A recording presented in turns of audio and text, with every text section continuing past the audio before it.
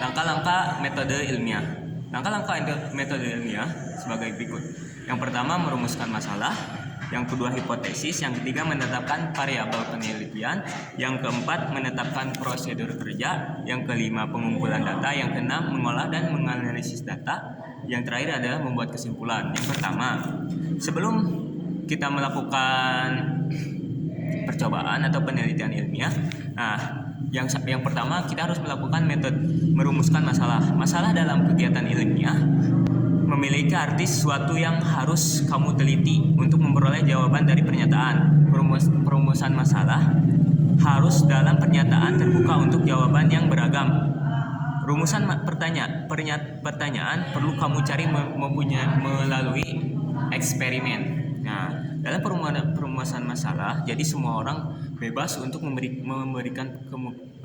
mengemukakan ide atau pikiran apapun yang dia sebutkan. Kemudian kita mencari jawaban dari apa yang mereka dipertanyakan melalui eksperimen. Yang kedua adalah hipotesis. Hipotesis adalah dugaan sementara. Kamu boleh mengajukan jawaban sementara atas pertanyaan. Nah, jika ada yang bertanya, kita boleh saja langsung menjawab untuk dugaan sementara.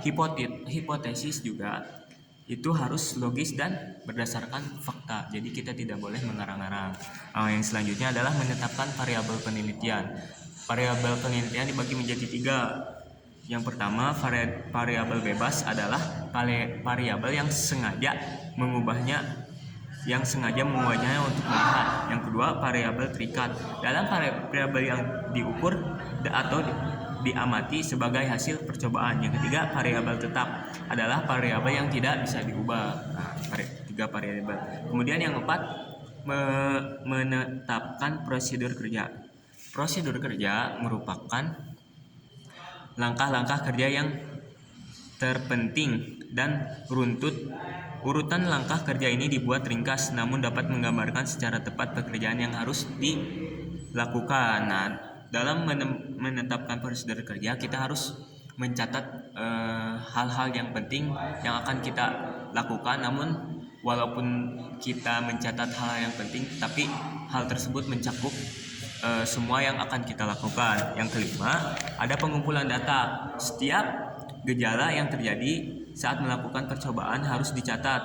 Saat itu juga untuk mendapatkan data yang akurat. Ketika kita melakukan percobaan, kemudian ada sesuatu yang terjadi atau sesuatu yang kita temukan, kita harus mencatat saat itu juga langsung supaya kita tidak lupa, kemudian supaya data tersebut lebih akurat. Untuk mendapatkan data yang akurat, kemudian buatlah tabel sebelum melakukan percobaan, kemudian buatlah tabel, kemudian masukkan data tersebut ke dalam tabel. Yang keenam, mengolah dan menganalisis data.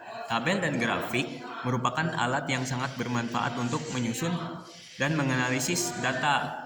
Sebelum kita melakukan percobaan, kita lebih baik kita membuat tabel atau grafik untuk memasukkan data yang telah kita peroleh ketika kita melakukan percobaan. Yang terakhir adalah membuat kesimpulan. Kesimpulan adalah suatu pernyataan yang merangkum apa yang sudah dilakukan dalam kegiatan penelitian. Yang terakhir adalah membuat kesimpulan. Nah, ketika kita sudah melakukan percobaan, melakukan hipotesis, dugaan sementara, pengumpulan data, mengelola dan menganalisis data, setelah itu kita melakukan atau kita membuat kesimpulan untuk membuat kesimpulan. Nah, terima kasih. Wassalamualaikum warahmatullahi wabarakatuh.